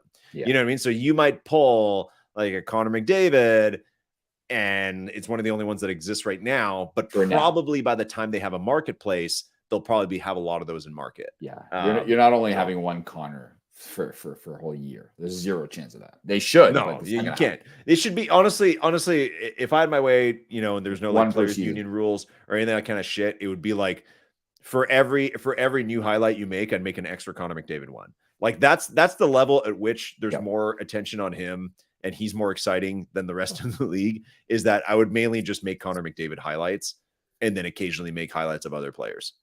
And that's probably it. That's what I would do. So anyways, okay. So breakaway hopefully goes well. We'll cover it. What I do like, Phil, is that they still have a lot of time before the season starts, right? NHL season doesn't start till mid-October. So even if they mess this up tomorrow, they literally still have like 6 or 7 weeks until the NHL starts. So it's still quite a ways away, 8 weeks, maybe, who knows how long. So they're good. And I wish them the best tomorrow. I hope it goes well. Me too. We know it won't, but I hope it goes well. We know it won't. We know it won't. 0 chance. And that's nothing personal with them. No. Who cares, man? As long as you sell it, it's all good. Yeah. As long as you sell out. What is your we talked best case, worst case scenario. What is your very precise prediction? Be very specific with what you think will happen. They're going to sell out in the first 10 minutes. That's my prediction. They'll be gone like right away. Yeah. And exactly what we just talked about. You'll be able to open multiple windows and buy multiple packs, 2 transactions at a time. We know for sure they didn't fail-proof that. And if you did, then kudos to you guys. And if you're listening before the drop goes live, it's probably too late already to think of something like that. But I'll be opening multiple windows. I'll be going for the cheaper packs for sure. I think they will sell out, and I think there will be issues with the opening of the packs afterwards. Because when they were on the show, they were. Oh, that's a good point. Yeah, they were boasting it as like the greatest, pack opening of all time experience, right? And actually, Top Shot, anyone who was part of that last drop, Top Shot has actually upped the ante on that. Oh, they do have nice. Yeah, it is have nice. Probably put together the nicest pack drop or the pack opening in their history, but maybe in all of the sports NFTs, it is easily the best one, because this kind of goes back to my point last week, where when you open a pack, you want something special to come out at you and be like, you just won an instant prize of $1,000. Well, it doesn't do that, but depending on what you open, it jumps out on your screen, says like low serial number alert. And you're like, oh shit, is it a number one? Like, what did I get? I got a low serial. Show me. Right. Which is really good. Or rookie alert, a huge rookie alert thing comes up. Oh yeah, I got a rookie. Who is it? It kind of hypes you up a little bit more. So for me, that was kind of, dude, that got me excited because I'm like, you know what? Two things. One, Top Shot is still going strong. Okay. They're not stopping, right? Regardless of what people say, oh, what if the NBA is not licensed with them anymore in whatever years, blah, blah, blah. They're still going. And two, there's someone that actually still works there. Like, because I'm not going to lie. After the recent cuts, I'm like, okay, is it just Discord mods now and like nobody else works at Top Shot? Like, what's going on? Right. But for them to come up with this new pack opening feature, which I hope everyone who's listening has had a chance to experience, it brought my level of excitement to a whole new level. And I have to give credit where credit's due. We talk so much shit about Top Shot. Everybody does. But that pack opening was incredible. I love that I'd love to see kind of a list. Actually, I don't want to see. I like surprises. But I'd love to know if, like, if you get a jersey cereal, does it scream it out to you, right? Like, does it say jersey cereal? Because I'm sure a lot of people maybe don't even look for that anymore, right? Yeah. But I thought it was super, super dope that it said, hey, low cereal alert. And then you're like, oh my God, what's under here? It made it much better than just that rah, that usually goes in the moment reveal. So I agree. It was a lot more prescriptive. Like, it just told you what was going on. It had a lot more animation. So, and again, little cosmetic things like that don't move the needle that much, but it is nice to see, at least for people still buying packs. That was the first pack last week. I bought those packs of trade tickets. Those are the first packs I bought in months, man. And I did one of the extra spice challenges. And I looked, and the last challenge I had done before that I'd completed before that was Game 5 predicted challenge for, I don't even know, where you split the prize was splitting 1,000 in Top Shot credit. I don't even know which game that's from. I don't even know what Game 5 that was. May 25th, the deadline. So that was one of the like Eastern Conference. It was Miami and Boston. Yeah, that's right. Yeah, because there was no Game 5 Western Conference. No, that's right. God, that's right. My God. Top Shot. Actually, speaking of Top Shot, while we were chatting, they released their monthly mailbag. Which is where they which is basically what Office Hours has become. If you remember Office Hours, which was another part of the absolute chaos of 2021, early 2022. With note takers. Remember the note takers for Office Hours? We were the note takers. We would do that. You know what I mean? I would live tweet some of that shit, man. That was hilarious. But that's pretty much become what that is. We never hear from Jacob anymore. Don't even know what's up with them. But this is what they've done. I just kind of skimmed through it. It's pretty generic. Things like, when will Series 4 end? And they don't know, sometime soon. A net neutral supply, blah, blah, blah. I don't even know what's going on. But they did say, Phil, that very soon they will be minting the final 24 base set moments and parallels of Series 4. Series 4, which covers this past NBA season, which has been done for a month and a half now.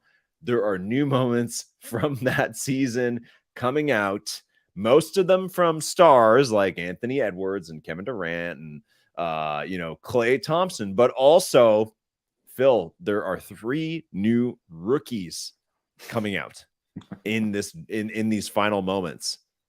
One of them, I've literally never heard of this guy, Simone Fontecchio.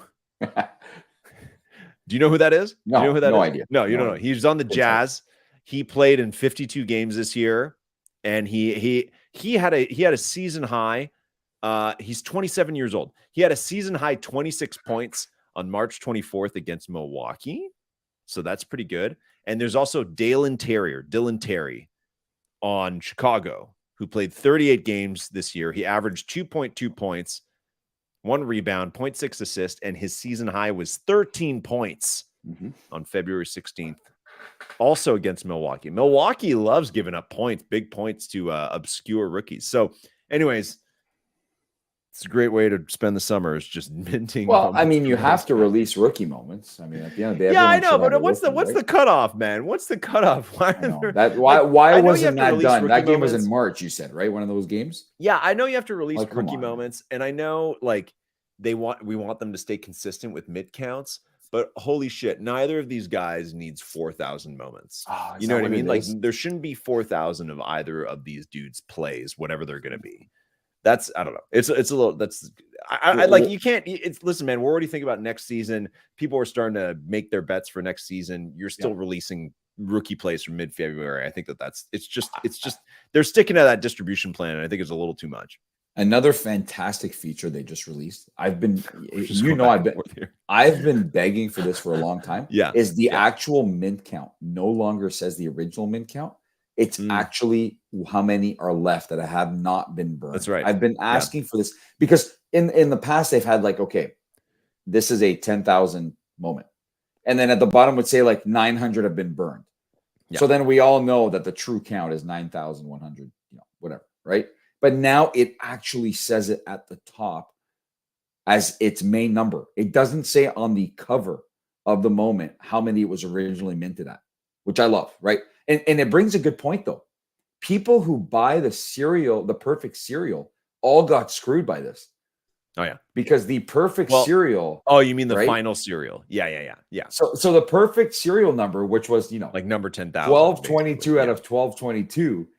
If somebody burns one, it's no longer the perfect cereal. Well, if it was a perfect cereal, like there were 10,000 in that moment and you have number 10,000, even if the supply count goes down, at least it's a nice big sexy round number. But if you had the perfect cereal on a totally random number, if it was minted to, like a lot of them in series 1 were like minted to 3,257 and any of them get burned, then you no longer, maybe you still technically have the perfect cereal, but it's just not really as aesthetically pleasing as a perfect cereal. I saw that happen this week. Someone celebrating a perfect cereal, and I'm like, wait a minute. If one more person burns one of these, and they will no longer the perfect, not for very long. Yeah, exactly.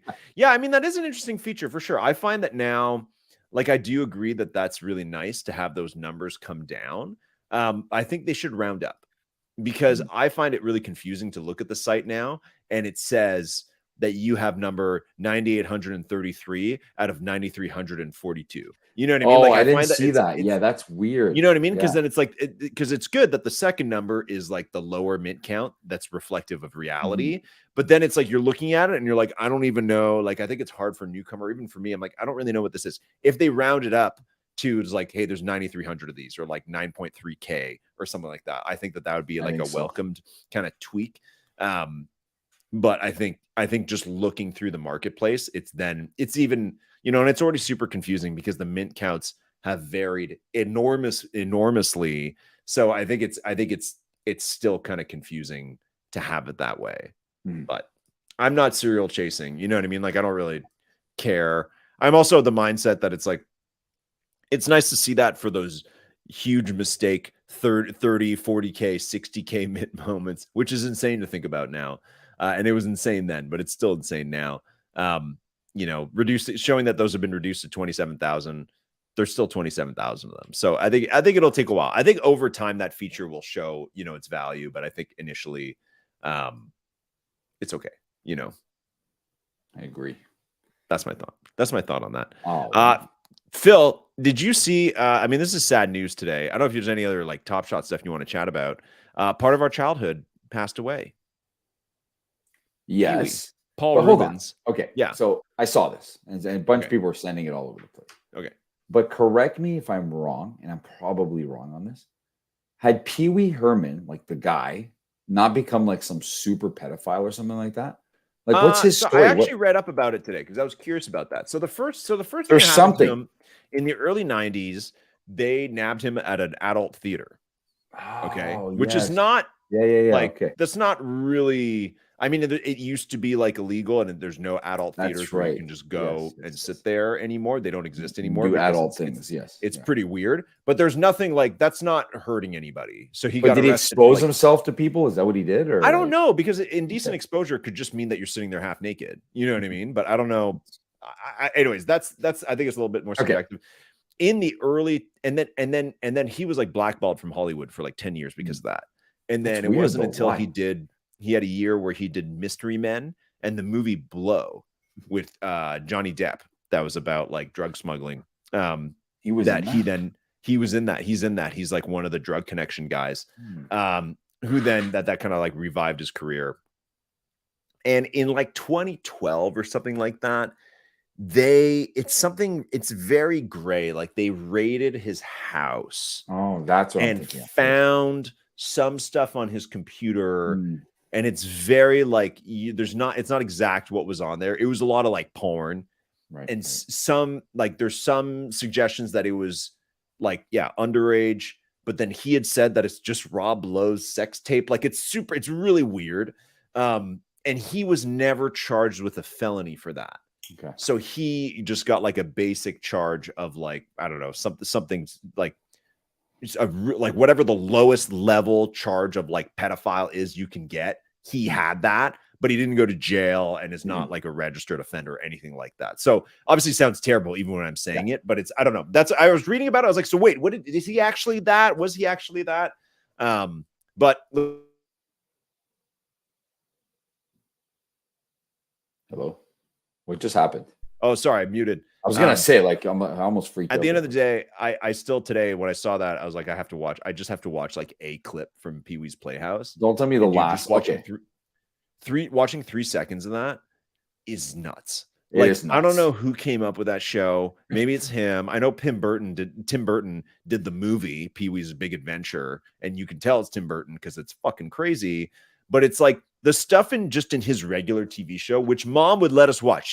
We weren't allowed to watch like Simpsons, but we were allowed to watch like Cops or anything like that. But we were allowed to watch like the freaking LSD trip Pee-wee's Playhouse for some reason, where he sits on a chair that has eyes and it hugs him.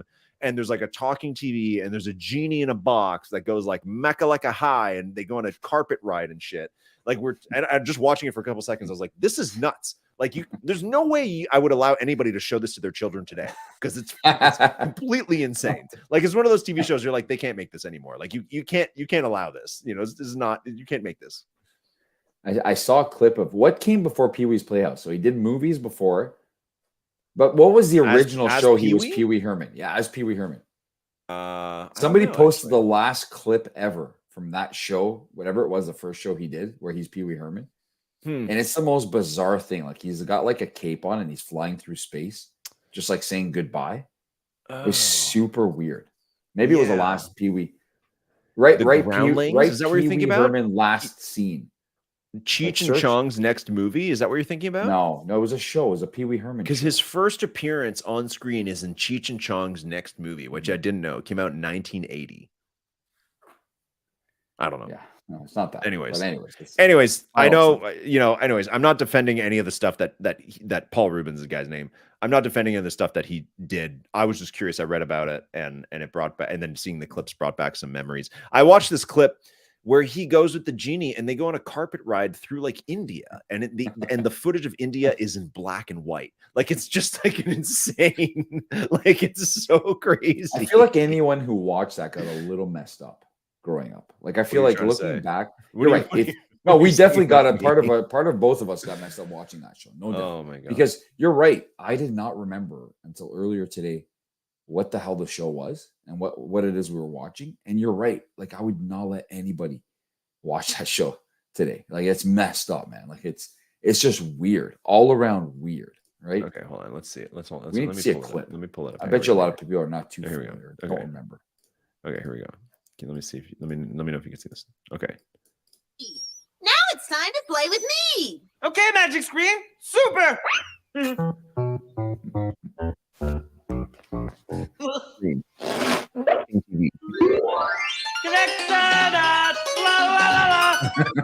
He's so annoying. He's so annoying immediately. Okay, so he's on the genie. Oh boy, Magic Screen, a rug. How fun!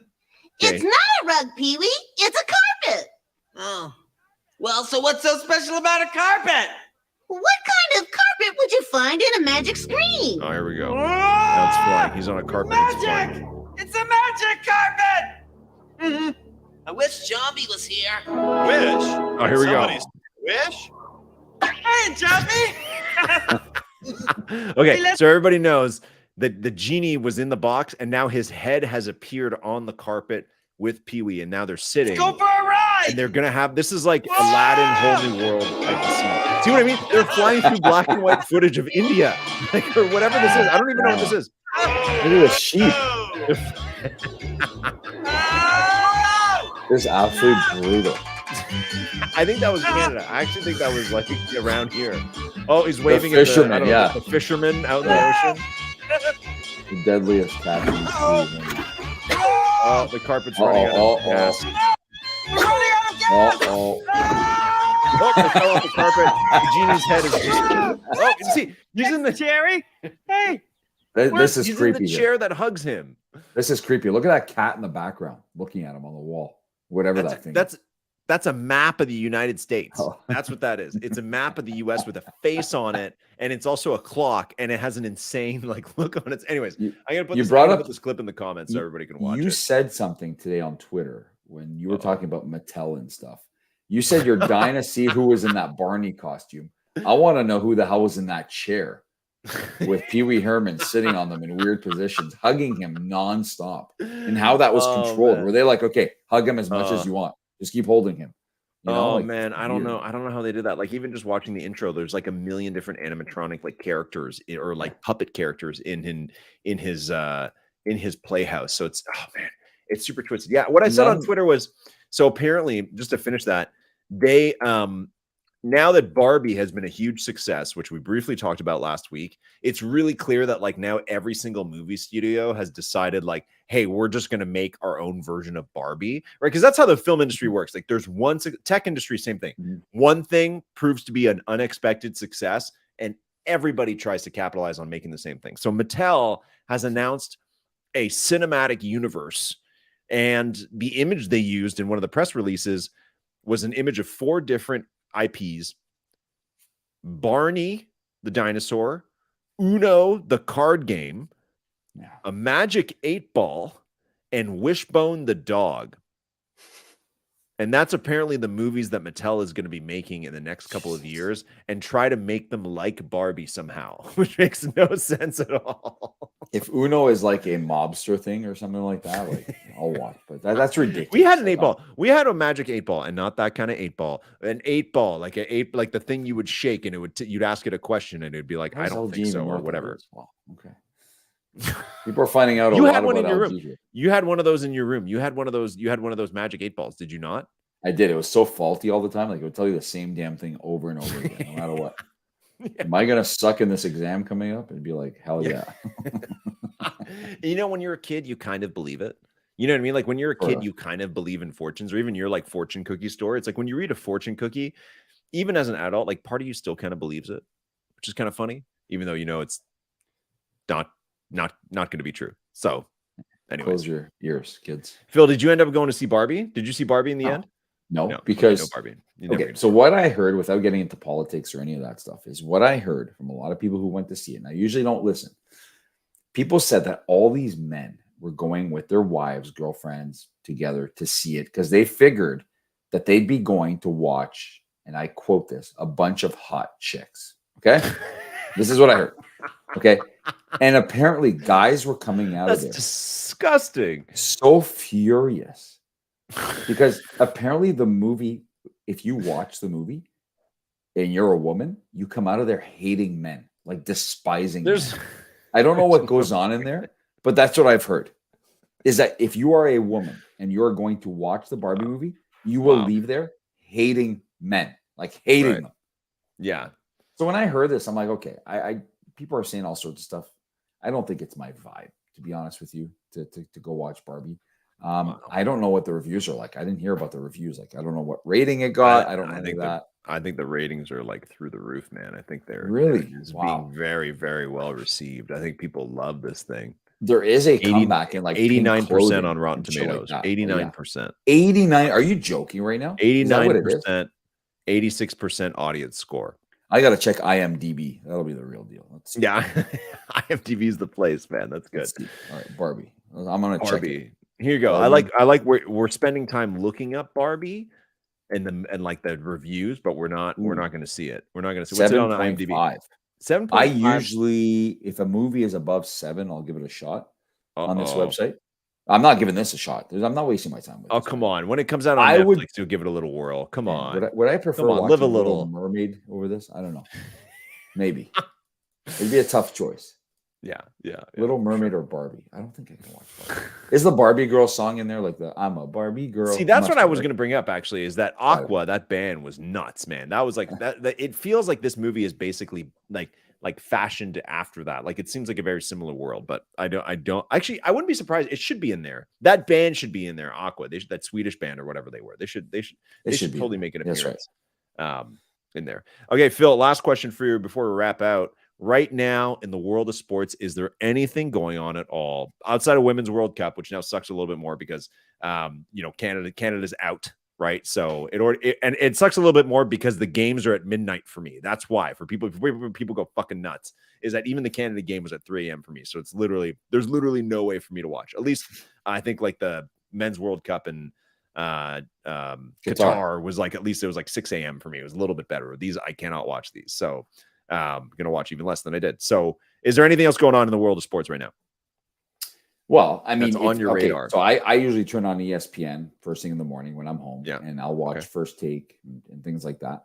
And we are now full-fledged NFL. Like any little incident is dissected to the man. You know what surprised me actually was all these guys who got busted for gambling. Like they're really cracking down on this. Like there's a ton of NFL players that just got banned for 6 games or the entire season for gambling. It's a mix of things from gambling on NFL games, which is a full season long suspension. Yeah, you can't to betting on other sports while at the team's facility will earn you a 6-game suspension. You are not allowed to do any sort of gambling. And where that kind of not rubs me the wrong way, because rules are rules. If you're a professional, you should be able to follow your rules and the law. What rubs me the wrong way is that if you watch American or Canadian, more specifically Canadian TV, you cannot go 20 seconds without seeing something gambling related. The way it's being kind of promoted to people is extremely disturbing. It really is. For me, when you're trying to watch the pregame show, and there's all the regular panelists trying to analyze what what spread they're going to be on and what kind of parlays they can do. And guess what? If you sign up, you get a bonus. You know, like it's, for me, it's disgusting. It really is. And I don't know how long the government can let this go on. But are you really that surprised that these players are so heavily involved now all of a sudden, when you went from not having it anywhere, being allowed anywhere near your sport, to having it as like logos on the ice, logos on the boards, on players' jerseys, and then you're suspending them for a year when they're going and they're betting on sports. Like, come on, what did you think was going on? I mean, it's definitely, obviously it's a conflict of interest, so they shouldn't bet on their own games or anything. But then don't promote it. It's a little ridiculous. And and when I was doing those kind of deeper dive podcasts last fall, I went into this about how like gambling became legalized, sports gambling became legalized, and how it was actually Adam Silver from the NBA when he took over, where he was the first like league person to basically say like, hey, you know what? I actually don't think that sports gambling is that bad, because it was illegal for a long time. Fantasy rose up because sports gambling was illegal, because fantasy was a game of skill, not a game of chance, where sports gambling is a game of chance technically. So it's interesting. Like Adam Silver is kind of one of the responsible people for that, but it's also because he saw like how much revenue was possible for doing that. And now it's like the amount of revenue they get from gambling, like the leagues get a cut of it, and it's obscene how much money they make from gambling, to the point where that's some of their main advertisers. Almost a priority now. It's cars, beer, and gambling, or some kind of investment products as well. Like that's the main type of ad you would see. And yeah, it is sickening. I do agree, because like I mean, out of those 3 things, 2 of them are vices that people are very, very vulnerable to. And they have these hilarious rules, like, alcohol commercials. You can never show somebody drinking it. Yeah. You can only show them holding it, as though that makes such a huge difference. That like someone who's like struggles with alcoholism has been sober for 2 weeks, and they're like, I'm trying so hard to beat this. And they see a Bud Light ad, and the Bud Light ad, they're like, this is delicious. But if they took a sip, he'd be like, fuck, I gotta go. That's it's ridiculous. It's ridiculous. To throw that in people's faces if you think it's a bad thing for them. So it's tough. It's not just I guess that's happening, the betting thing's happening in NFL, but it's all sports leagues now where you just see like an obscene amount of gambling ads. But it pays the bills. I think this is going to hit a point where something goes really wrong. I think so. I'm not saying another Pete Rose, because Pete Rose actually was not betting on his own team anyways. He was like betting against or whatever the hell he was doing. I don't remember what it was, but I think you're going to find eventually some kind of scandals and shit like that. Like it's And to me, it's inevitable at this point. The way you're promoting it, and players are like, "Oh, wait a minute, I never really noticed this. What do you mean? Oh, okay, yeah, let me check this out. Well, how about I get my friends to bet on this, and I won't catch that ball? Do you know what I mean? Like, I feel like they're kind of just leaving themselves vulnerable to that, right? With all this chaos. So, did you have any very early? We're not even close to the season yet. We're still 5-6 weeks out. Do you have any dark horse predictions? Any projections at all for players or teams or anything? Anything for people just getting reacclimated to the NFL? Anything they should be watching? I know that the Jonathan Taylor contract situation is a little sticky right now, but anything season wise, like a team you think is going to be great or a team you think that was good that's going to suck. Is the Aaron Rodgers experiment in New York going to work out? I don't know, anything like that. I can't wait to watch Hard Knocks. Actually, that starts I think next week or the week after. Who are they with this year? The Jets. They didn't want to. Nobody wanted to. Everybody said no, and then the Jets are like, "Fine, we'll do it." Like it probably asked for shitload nobody of money. wants that. Yeah, nobody wants to go on. But I'm excited to see Aaron Rodgers on that. How he is with the team. There's already been a ton of fights at training camp. Like I said, it's hard to even focus on any other sports. Baseball actually just announced this morning that they had the highest average attendance on the weekend at games that they've had in the last like 20 years or something like that. Really? Yeah.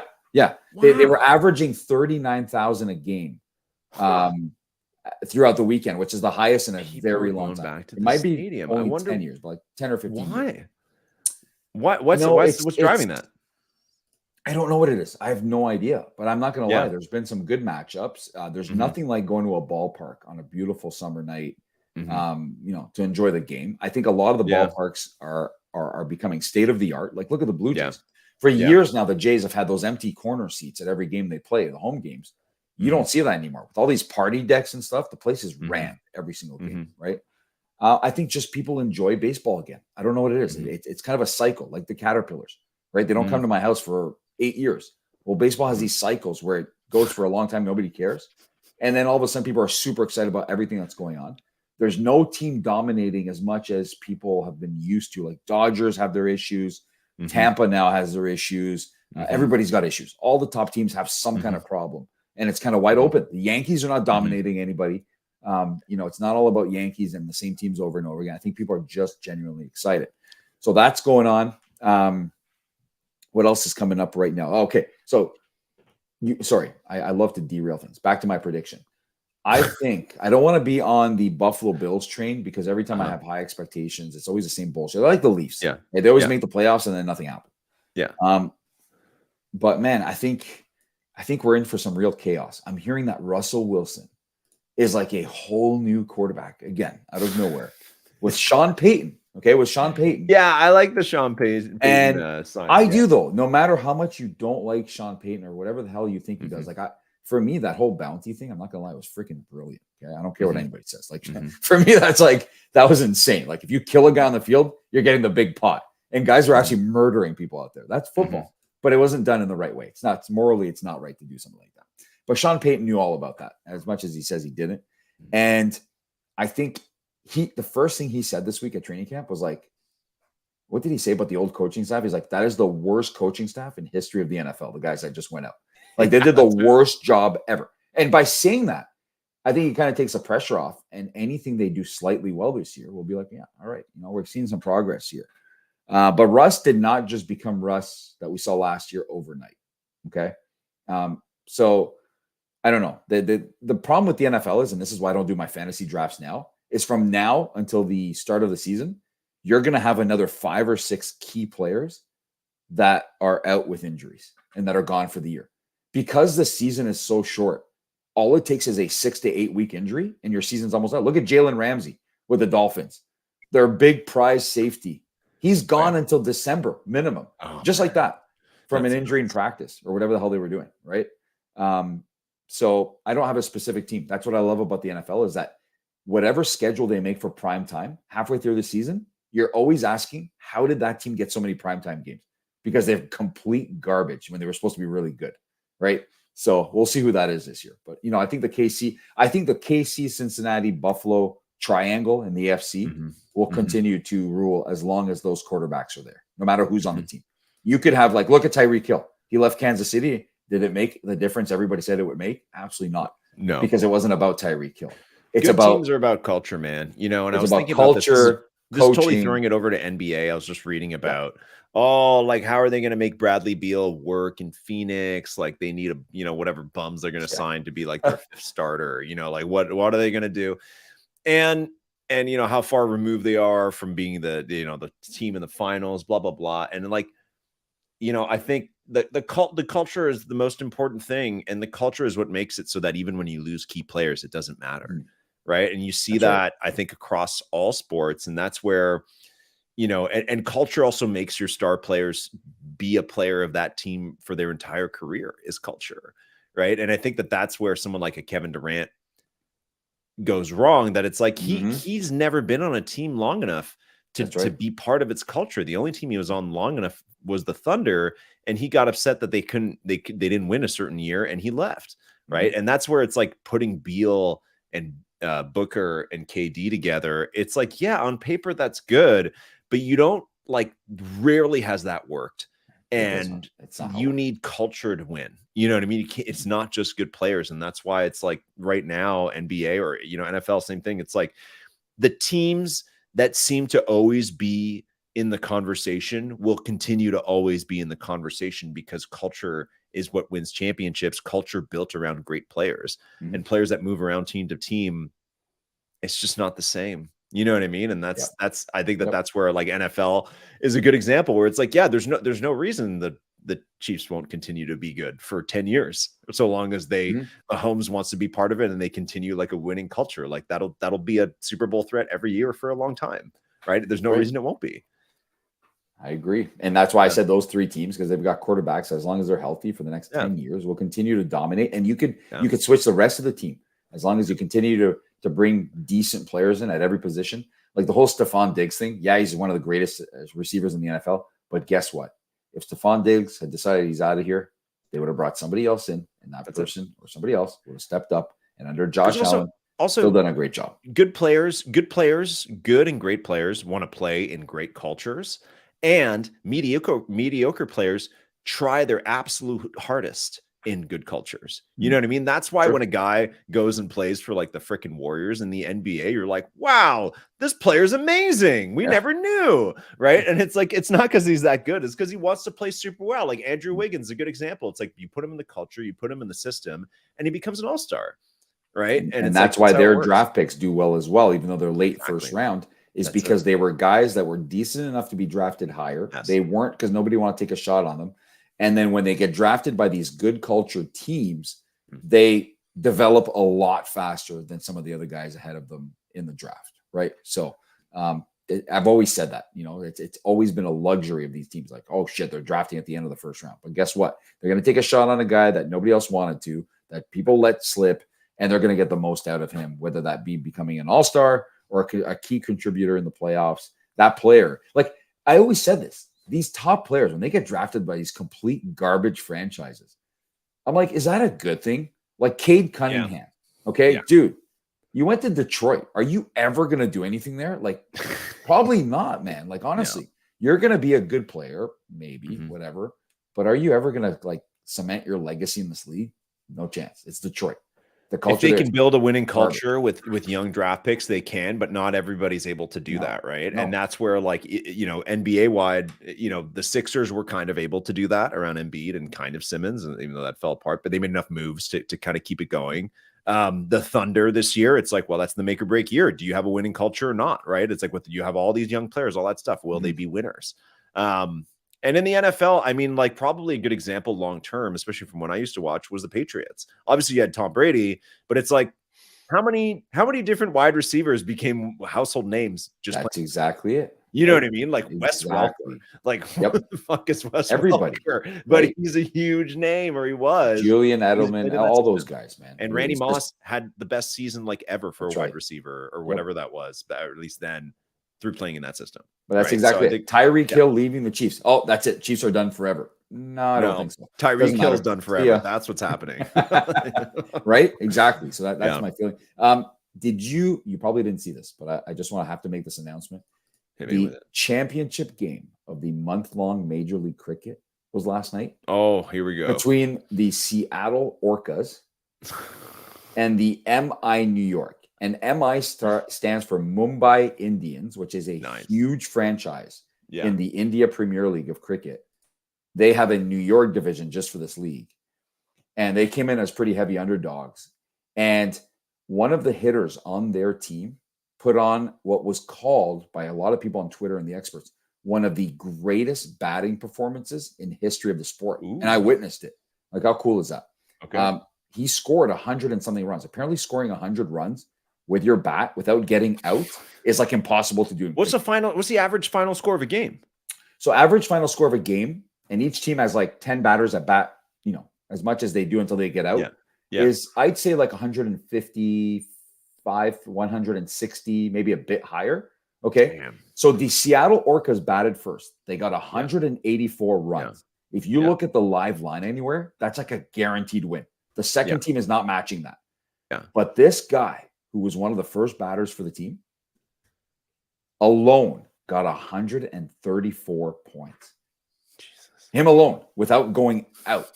And apparently that's like a record-shattering performance. That's like scoring like 90 points in an NBA game. It really is, though. Like, it was, and he was sending bombs into the parking lot. And he's a tiny, skinny guy. I'm like, dude, what is this? Right? But it was electric. Every man sport, that cricket. It really was. And like, it's ironic that obviously when all eyes were on that final that happened, I'm sure that was like, the league was probably like, yes, this is why we did this, right? But it was entertaining. Listen, I was really entertained. It was better than the Sunday Night Baseball game that was on, that was over after 2 innings between the Baltimore Orioles and the New York Yankees last night. It was like the game was a blowout after the second innings. I'm like, who's going to watch this crap? And it was exciting. It was late at night last night. It was in Texas. And now that season is done and people are going back to, I guess, they're wherever they usually play when they're not playing. But, there's never a shortage of sports. Let's just put it that way. There's always something going on, whether it be this newfound love I have for cricket or NFL training camps. We're now turning that corner with it being August tomorrow, where people start getting excited. This is it. Oh yeah. We're in range. College football actually starts in 2.5 weeks. The English Premier League in soccer starts in 3 weeks or 2 weeks. Like we're there. We're almost there. Yeah. And everyone's taking their vacation at this point. I think even, and I mean like not just athletes, right? But also like, parents and kids and all that kind of stuff. It's like kids, and there's still like for a lot of people, whole other month of summer left. Although I know in some places in the States, school starts pretty soon.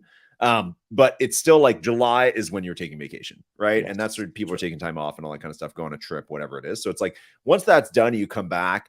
People still want to enjoy their summertime, right? Like sit on the deck at night or go down to the beach or whatever. But it's like, when you start to plan, if you're a planner, you're thinking a couple weeks in advance, a couple months in advance, a couple months from now is October, right? So you're starting to think about that kind of stuff. And it's both sad that summer will be over, but it's also exciting because it's the fall. So if you're a sports fan, it's extremely exciting, no matter what. Exactly.